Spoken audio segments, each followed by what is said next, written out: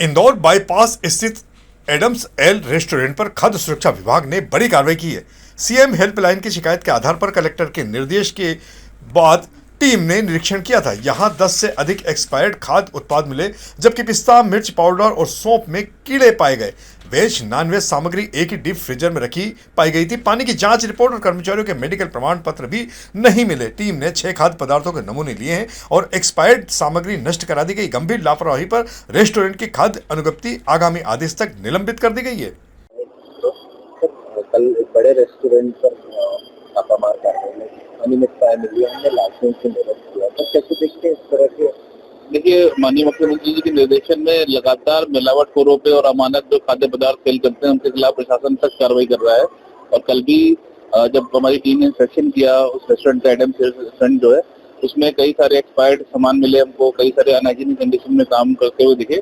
तो ये बिल्कुल अक्षम्य है और बिल्कुल इसको बर्दाश्त नहीं किया जाएगा। और इसीलिए हमारी टीम ने तुरंत कार्रवाई करते हुए वहाँ सैंपल भी लिए है, उसका लाइसेंस भी कैंसिल किया है। और ऐसे सभी प्रतिष्ठान जहाँ पे इस प्रकार की चीजें होती है उनको मैं अपील करता हूँ कि कृपया करके अपनी व्यवस्था सुधार लें। हमारी टीम आएगी तो सख्त कार्रवाई करेगी।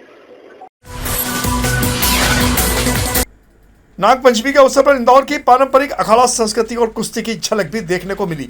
कुमारखाड़ी स्थित श्री ब्रजलाल गुरु दंगल स्टेडियम में 99वें पारंपरिक कांटा दंगल का भव्य आयोजन दर्शकों को देखने को मिला।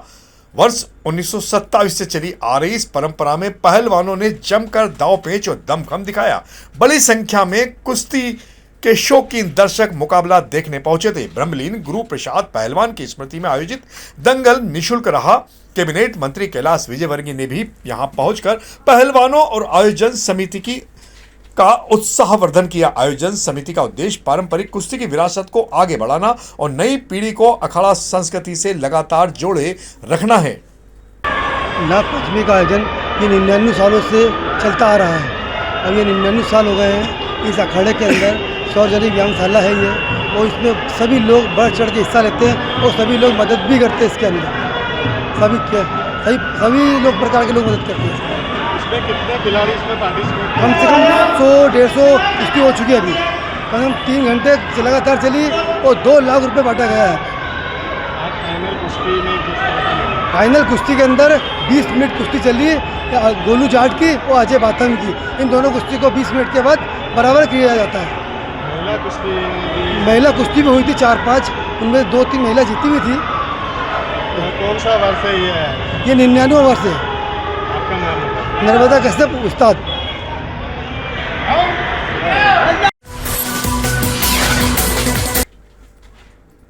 इंदौर के श्री गेंदेश्वर द्वादश ज्योतिर्लिंग मंदिर शिवधाम में नागपंचमी पर भव्य आयोजन हुआ। प्रसिद्ध झांकी कलाकार अजय मलमकर ने नागलोक की आकर्षक झांकी सजाई, जिसमें नाग देवता भगवान भोलेनाथ का अभिषेक करते नजर आए। विशेष पूजन अर्चन के साथ भजन गायक सुमित मधुराज की भजन संध्या हुई। रात 8 बजे श्रृंगार तांडव आरती में बड़ी संख्या में श्रद्धालु शामिल हुए। आरती के बाद प्रसादी वितरण की गई। मुख्य पुजारी पंडित विश्वजीत शर्मा ने बताया कि पर्व को लेकर विशेष तैयारियां की गई थी।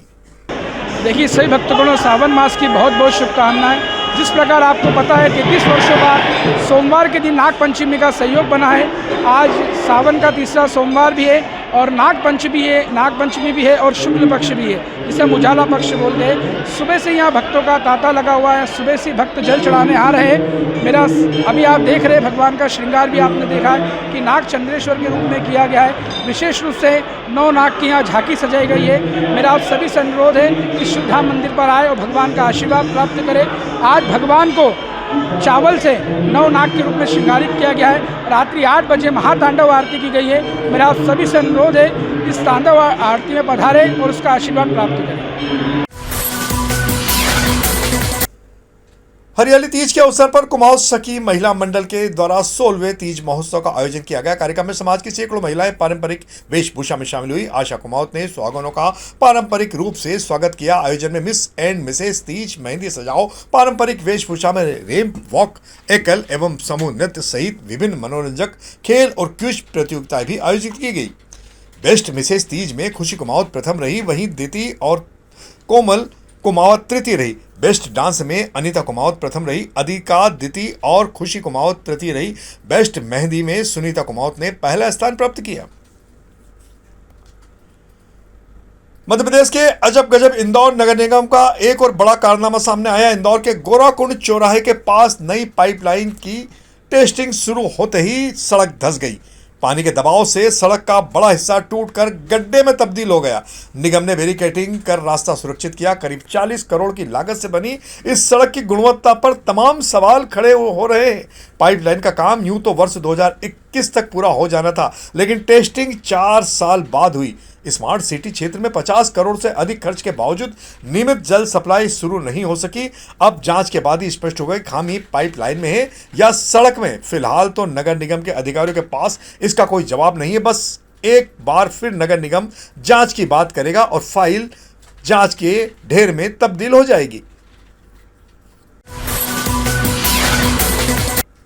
इंदौर नगर निगम में संपत्ति कर खातों के नामांतरण में गड़बड़ी सामने आने के बाद निगम आयुक्त क्षितिज सिंघल ने सख्त कार्रवाई की है। जांच में दोषी पाए गए 2 कर्मचारियों को निलंबित कर दिया गया है, जबकि 3 मास्टर कर्मचारियों की सेवाएं पहले ही समाप्त की गई है। एक आउटसोर्स कर्मचारी को ब्लैकलिस्ट करने की प्रक्रिया शुरू कर दी गई है और प्रभारी सहायक राजस्व अधिकारी को कारण बताओ नोटिस जारी किया गया। मामले में साइबर शाखा में एफआईआर दर्ज कराने के निर्देश भी दिए गए। जांच के दौरान जोन 10 के बिल कलेक्टर रियाज अंसारी और मुख्यालय के संजय यादव को निलंबित किया गया। वहीं सौरभ तिवारी, संतोष मालवी और अजय सोलंकी की सेवाएं समाप्त की गई। निगम ने नामांतरण प्रक्रिया में तकनीकी बदलाव भी किए हैं। देखिए, जो मैंने जानकारी प्राप्त की है उसमें बेसिकली उस पर्टिकुलर एरिया में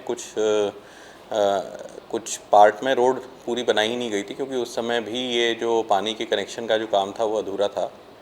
अभी सुभाष नगर पानी की टंकी से कुछ इंटरकनेक्शंस वगैरह करने के लिए वहाँ पर उसकी टेस्टिंग की गई थी, कुछ काम भी किया है। कुछ हम क्योंकि ट्रैफिक का इशू है तो बचा हुआ जो काम है वो हम लोग अब राखी के त्यौहार के बाद करेंगे, क्योंकि ट्रैफिक वगैरह का भी ऑब्जेक्शन रहेगा। तो वो रोड स्मार्ट सिटी की टीम के अनुसार कभी पूरी तरीके से सीसी की बनाई नहीं गई थी। जैसे ही वो टेस्टिंग के दौरान उसमें इस प्रकार की समस्या आई, उसको रिपेयर कर दिया गया है और एक बार जब सारे इंटरकनेक्शन के से काम हो जाएंगे तो उसको हम पूरा करेंगे।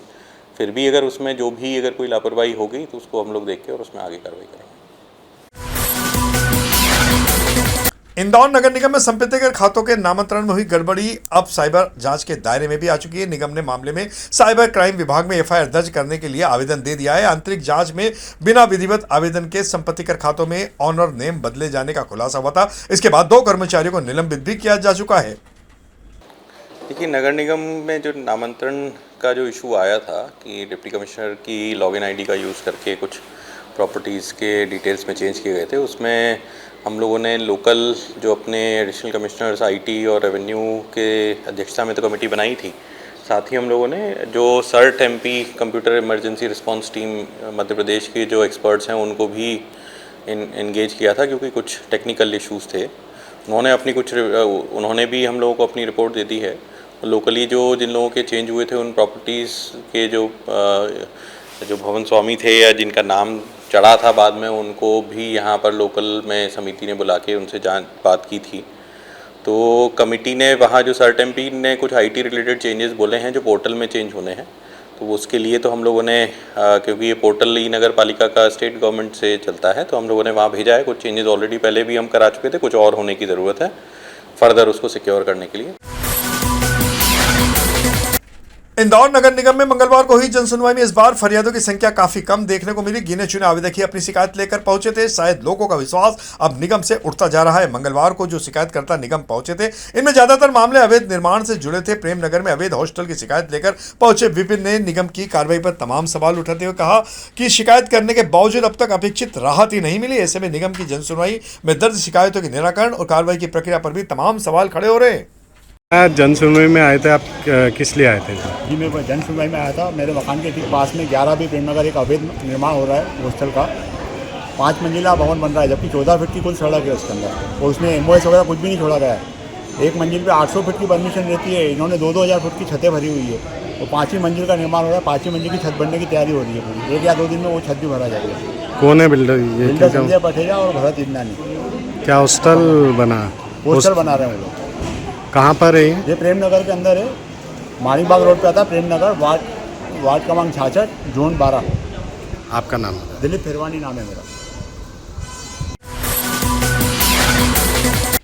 थाना द्वारकापुरी पुलिस ने अवैध शराब बेचने के आरोप में गणेश उर्फ कालू पिता मनोज कदम निवासी दिग्विजय सिंह नगर मल्टी को गिरफ्तार कर उसके पास से 63 बल्क लीटर सफेद प्लेन मदिरा जब्त किए। पुलिस ने आरोपी को गिरफ्तार कर न्यायालय में पेश किया था, जहां से उसे जेल भेज दिया गया। इंदौर पुलिस आयुक्त संतोष कुमार सिंह के निर्देशन में मंगलवार को पुलासिया स्थित पुलिस आयुक्त कार्यालय में साप्ताहिक सम्मान कार्यक्रम आयोजित हुआ। पुलिस और आमजन के बीच बेहतर संवाद स्थापित करने तथा पुलिस के उल्लेखनीय कार्यों के प्रचार प्रसार में योगदान देने वाले इस बार 10 अधिकारी कर्मचारियों को प्रशस्ति पत्र और नगद पुरस्कार देकर सम्मानित किया गया। पुलिस कमिश्नर ने सभी के कार्यों की सराहना करते हुए उत्कृष्ट कार्यशैली जारी रखने के लिए प्रेरित भी किया। इंदौर के कनाड़िया थाना क्षेत्र के हिंगोनिया गांव में दिल दहलाने वाली वारदात सामने आई है। आरोप है कि सुनील चौहान नाम के व्यक्ति ने चरित्र शंका के चलते पहले अपनी पत्नी अनीता की चाकुओं से गोद कर हत्या कर दी, फिर 12 वर्षीय बेटी माही और 10 वर्षीय बेटे अजय को ले जाकर तालाब में जिंदा फेंक दिया। अजय किसी तरह तालाब से निकलकर लोगों तक पहुंचा और घटना की जानकारी दी। तब इस घटना का खुलासा हुआ। सूचना पर पुलिस और एसडीआरएफ ने रात भर रेस्क्यू अभियान चलाया, जिसमें अल सुबह माही का शव बरामद हुआ। पुलिस ने आरोपी सुनील को हिरासत में ले लिया है।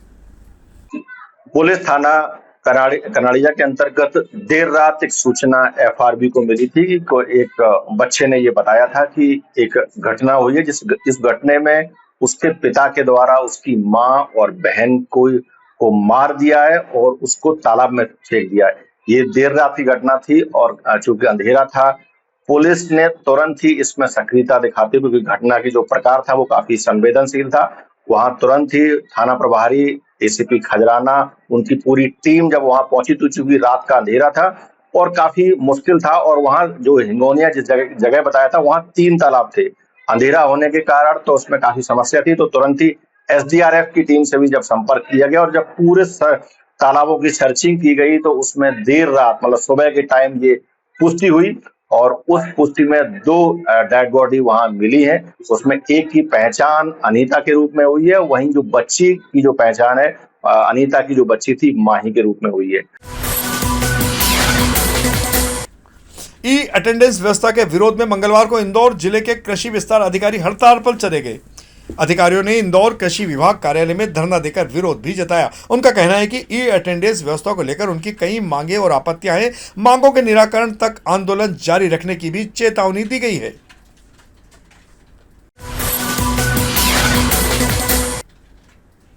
इंदौर के श्यामनगर एक्सचेंज में इंदौर महानगर गुर्जर परिषद ने 15 अगस्त को स्वतंत्रता दिवस समारोह आयोजित किया। मुख्य अतिथि सुरेश गुर्जर और नासिर कंसाना गुर्जर ने झंडा वंदन कर राष्ट्रगान किया। इसके बाद समाज के सेवानिवृत्त एवं पदोन्नत पुलिस, सेना, फायर, बैंक कर्मचारी सहित अन्य प्रतिभाओं के साथ साथ खेल प्रतिभाओं का भी सम्मान किया।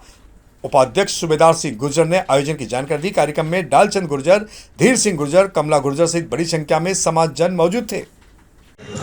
सर, इस आयोजन के लिए सबसे पहले तो मैं हमारे स्वतंत्रता दिवस 15 अगस्त की सभी लोगों को शुभकामनाएं देना चाहता हूं, देश भर के सभी लोगों को, और खास करके हमारे इंदौर में जो भी हमारे गुर्जर समाज के आज सभी लोगों ने मिलकर आज इस 15 अगस्त के पर्व को हमारे देवनारायण मंदिर, भगवान हमारे जो देवता है, हमारे इष्ट देवता है, उनके यहाँ हमने धूमधाम से बनाया और इस पर्व को एक त्यौहार की तरह बनाया है।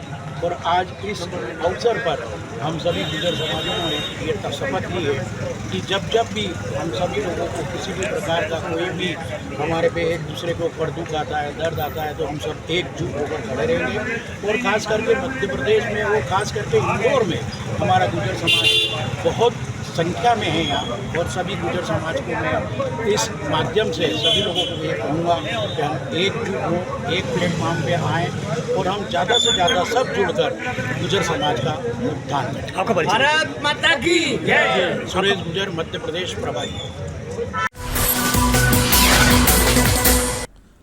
इंदौर में मंगलवार को पुलिस कमिश्नर कार्यालय में जन सुनवाई आयोजित की गई। पुलिस कमिश्नर संतोष कुमार सिंह ने आम जन की समस्या सुनकर संबंधित अधिकारियों को त्वरित एवं प्रभावी निराकरण के निर्देश दिए। जन सुनवाई में करीब 107 आवेदन प्राप्त हुए हैं, जिनमें पारिवारिक पड़ोसी विवाद, पैसों का लेन देन, जमीन मकान धोखाधड़ी, फाइनेंशियल फ्रॉड, ब्लैक मेलिंग और महिला अपराध से जुड़े मामले शामिल रहे। अधिकारियों ने कई मामलों में मौके पर ही कार्रवाई शुरू की। पुलिस ने मध्यस्थता केंद्रों के जरिए काउंसलिंग कर पारिवारिक विवादों के शांतिपूर्ण समाधान के प्रयास भी जारी रखने की बात कही है।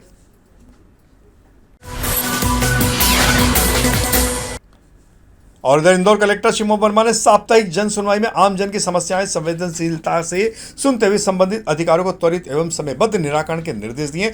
जन सुनवाई में इस बार 300 से अधिक आवेदन पहुंचे थे, जिनमें प्लाट संबंधी विवाद, चिकित्सा सहायता और रोजगार से जुड़े मामले ज्यादा रहे। एक प्रकरण में आर्थिक कठिनाई से जूझ रही रंजना इंगोले को 20,000 रुपए की सहायता देने के लिए भी आदेश कलेक्टर ने दिए हैं। वहीं क्रमोन्नति की समस्या का शीघ्र समाधान होने पर रामा दुबे ने पुष्पगुच्छ और मिठाई भेंट कर कलेक्टर का आभार जताया है। संस्था कार्यकर्ता मोहित सिंह चौहान ने बच्चों को जन्म प्रमाण पत्र बनवाने पर स्केच भेंट कर धन्यवाद दिया है।